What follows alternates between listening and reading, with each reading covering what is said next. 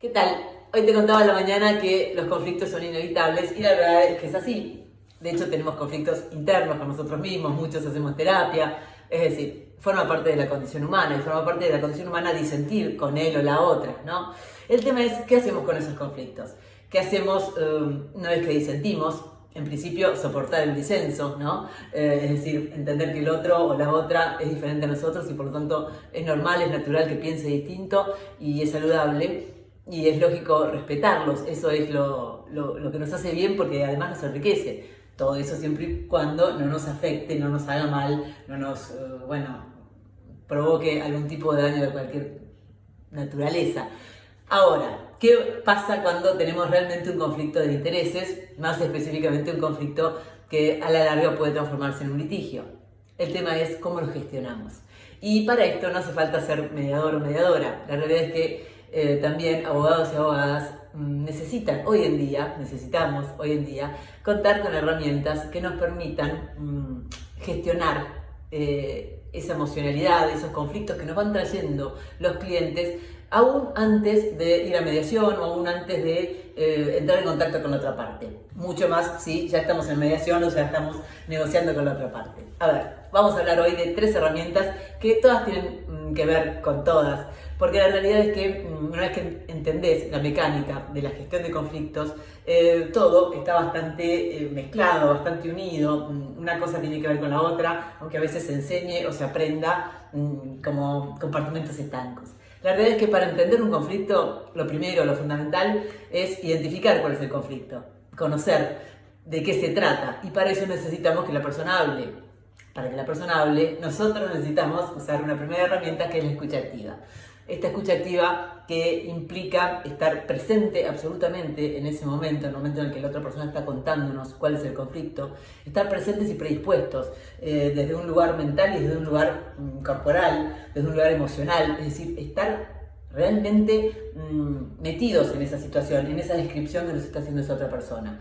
Y esto implica no solo escuchar con el oído, sino observar, prestar atención a los gestos, prestar atención a los silencios.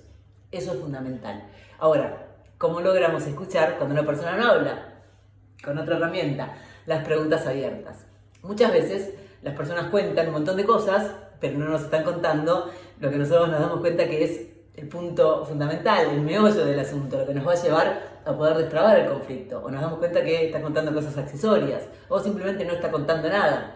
Entonces, tenemos que formular preguntas abiertas, que son esas preguntas que indagan, que van al lugar que necesitamos conocer y que obviamente hacen hablar. Es decir, son esas preguntas que no se responden con un sí o con un no, sino que dan lugar a que la otra persona se pueda explayar.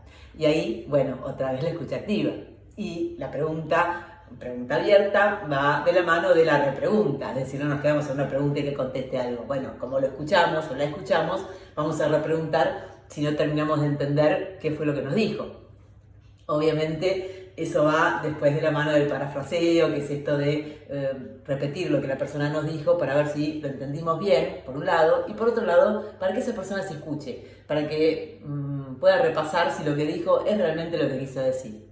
Y una tercera herramienta, vamos a hablar, tercera o cuarta, que yo porque filtré una, pero vamos a hablar de estas 3 grandes herramientas que son la escucha activa, las preguntas abiertas y la tercera que es la empatía.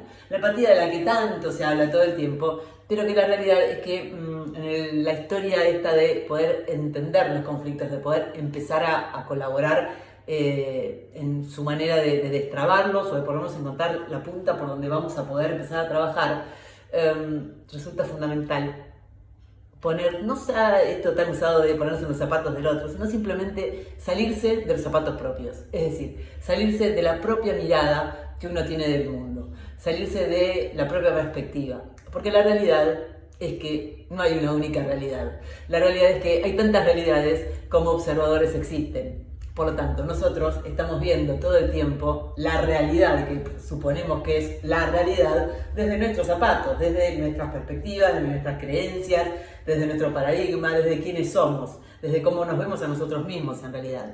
Y la otra persona hace lo mismo desde su lugar. Entonces, esto de la empatía, de lo que se habla tanto, en definitiva tiene que ver con intentar hacer el ejercicio de desprenderse de esa máscara, de ese matiz, de ese tamiz, de